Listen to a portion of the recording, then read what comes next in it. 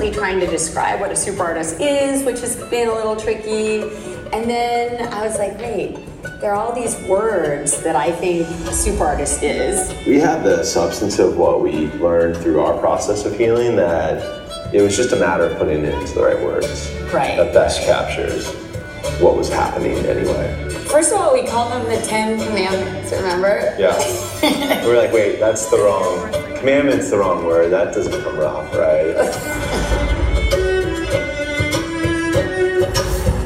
My most authentic quality is my smile and my laugh, for sure. I was very resourceful today. These days, the biggest constraint I have is my time. And so I have to get pretty creative about how I use that time. Definitely by far at 3 o'clock in the morning, I don't know, like I have the best ideas at that time. I'll send emails with these like really crazy ideas. The curious person wants to know how something works. That asking of questions can often reframe the problem into a much more novel solution. Patience is interesting. People who know me well would probably put that as kind of one of my least likely qualities. I can be pretty dogged about not giving up on something, and that is also, I think, what patience is about. Every year on Nessie and Felix and Linus's birthday, a little parachute, a little silk parachute that's about this big, I think I bought it at like a toy store, it comes flying down from the sky and it comes flying down from the stars and it lands somewhere in the apartment, and it has the dollar amount of the kid's birthday of their age. It comes from Lulu Leo and the stars, so. I mean, I get a lot of my self-expression out in my work, my professional work. I enjoy presenting at meetings. For me, this principle is the most important, and I've learned a lot about it the past few years. It's also the most difficult to explain because it's really about listening to yourself and listening to your heart. Being present helps me by seeing the magic in the world, to see the beauty in it, to be present and open to it is super important because there's plenty of ugliness as well.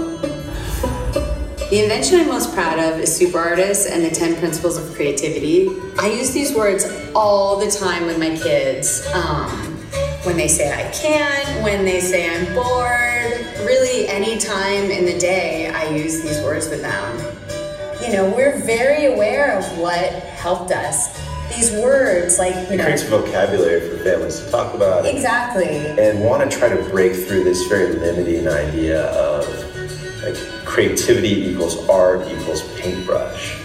These are life tools. Life tools, and that is seriously what makes me just so happy.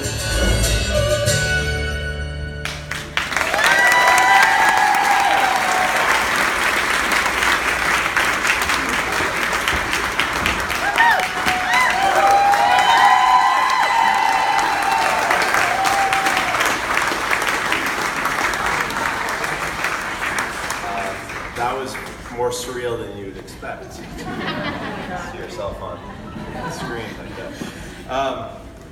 PS22 was, thank you, Willie. Yes, PS22 was just what we needed tonight, right? And can we also just give a huge thank you to Willie Geist? Willie has been such a friend to the fund for many years now, and he's going on much less sleep than most of us in the room, and is still doing this with such good humor and generosity. So thank you, Willie. And I want to also thank all of our sponsors again, and I want to thank all of you for being here. You kind of keep us afloat all this through the year, every year. We woke up this morning and we weren't sure what to say up here on stage tonight. We heard, but you know, we looked at each other and then we started getting text messages from a lot of you here in the room and friends who couldn't be here saying we need this today. And so here we are. We had planned to share some great updates on our strategy and our progress tonight, but we decided we're not going to cover much of that right now. We'll send you an email about all that later. But we'll just talk about kind of like what creativity means to us. But here's a quick orientation for those of you who are maybe new to what we're doing. Choose Creativity is our umbrella brand, and it has 3 key pillars underneath it, holding it up. The curricula that we're creating and delivering through our partners, a community of shared ideas, and inspirational content. And all of that is based off of what we call the 10 principles of creativity. Now in the video just now, you heard why Marina and I and how Marina and I choose creativity. And you know, the thing we don't talk that much about, but during the worst moments of our lives, we've leaned on what we now call these 10 principles of creativity without knowing that that's what they were. We were just doing it, and they got us through. So more than anything right now, I think we feel that we need, and our country needs, and this world needs these 10 principles. These principles can guide us all, no matter what side of the political spectrum we're on, can guide us to be more effective. The theme of tonight is why we choose creativity. And it's important to remember that choose creativity is equal parts choose and creativity. There are certain very difficult mornings when we wake up and we don't recognize our lives or our world anymore. And in those moments, you have a choice to make. There's a lot of these moments where you don't have control over what's going to happen. What we do have control over is how we choose to respond, how we choose to rethink, to reimagine, and to find our purpose. Kevin and I know that especially right now, we need to advocate for a change in mindset. The 10 principles, these life tools, can help us find our way. It's important to be present in this moment. Creativity empowers us to make this a really powerful, teachable moment. We are role models for our kids in the future. Kids take their cues from us. They watch our mannerisms and expressions. They're listening and taking notes. We cannot let the kids down. Using these 10 principles gives us a new vocabulary to use with our kids. Use your curiosity, ask good questions, talk about what patience means. Discuss the ways this moment inspires them to do something. Find an intuitive way for your kids to express themselves. Talk about ways that people show their authenticity. Approach this moment in an unconventional way. I've seen this firsthand with Nessie after Lulu Leo died. She watched us struggle through all the emotions, the tears, the anger, the hopelessness. And little by little, she watched us grow along the way by using our creativity. It didn't happen overnight. And now Nessie is stronger and happier than ever. This optimism and self-empowerment is embodied in our Super Artist curriculum. We're finding that this approach to creativity is something that youth organizations really want. And we're seeing instructors be really successful interpreting the curriculum, using their own creativity, adapting to fit their kids, and making it their own. Stories are coming to us from all over the world about ways the curriculum is being used and shared. So Kevin and I are more passionate than ever to share these tools with the world. We know that we have to keep going. We have to get this message out and create a space for others to use these tools. We want the Heart of ChooseCreativity.org to be a community-contributed database of lesson plans organized around the 10 principles, submitted by the people who have first-hand experience and can share with others. Creativity will continue to grow and thrive on ChooseCreativity.org. We've been inspired based on feedback and research to develop a curriculum called Creatologist for 10 to 13-year-olds. This curriculum will continue digging into the 10 principles, supporting preteens through a critical stage of their creative development. I hope we'll keep going. This year, this year we also did more writing and sharing. It's that inspiration part that I was talking about over our social media channels. And I hope you're all following us, and if you're not, please go to Facebook and Instagram and follow us there. I thought at this point, we should share one of our favorite things that we've written. It was just a few sentences from June that are still all too relevant today.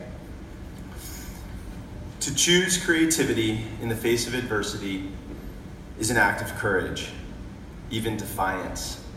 When hate and violence try to destroy, creativity builds and renews. When we feel speechless, helpless, and hopeless, like we felt after Orlando and far too many other tragedies, choose creativity can be our collective response. But we shouldn't think of this only as preparation for some future adversity. The Dalai Lama, writing in a New York Times op-ed just a few days ago, connected the anger and frustration we see in so many prosperous countries around the world. He connected it to the lack of good work for many people. He noted that a smaller percentage of able-bodied people are working than at any time in our history. It's a dorky fact. I'm gonna bring it up though. So our factories, we hear all this stuff about manufacturing in our country. Our factories produce twice the output they did 30 years ago. But there are 7 million fewer jobs in those factories. This is a problem that's bigger than politics. This is a major thing that we're facing as a society. So the Dalai Lama, I wanted to quote this one thing. He wrote, "There is a natural human hunger to serve our fellow men and women, a universal human hunger to be needed." His encouragement to all of us is to have empathy and focus on root causes. We know creativity is one of the essential solutions to those root causes. It is an essentially human thing to want to be challenged, to feel the imperative and opportunity to create. To do that is simply and deeply satisfying to the soul. So, we are more determined than ever. We have a diversity of voices from academic experts, corporations like Condé Nast, and spiritual leaders like the Dalai Lama.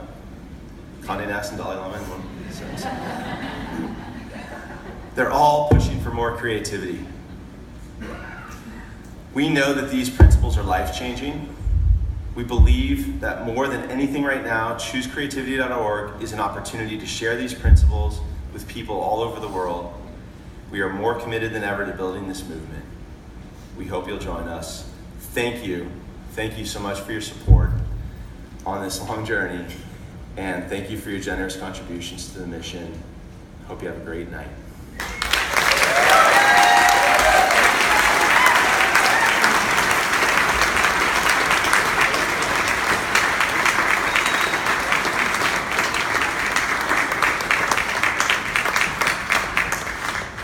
A lot of Dalai Lama in there. A lot of Dalai Lama. I liked it. Big hitter. Well, so Kevin told me he wanted to put in the line "Big Hitter," the Dalai Lama, tribute to Bill Murray, and he was edited by somebody. Decided he couldn't choose creativity tonight. I think that's wrong. I think that's wrong. Okay, so as Kevin and Marina mentioned, the reason all of this is possible, everything you saw in the video, everything you just heard about right there, is because of your support. You've already started with the silent auction. That's going to be going for another hour till 9:45. But we also know that everybody in this room got a text to his or her phone. So if you could pull out your phones, click on that text that you received. Did everybody get it, by the way? If you didn't get it, raise your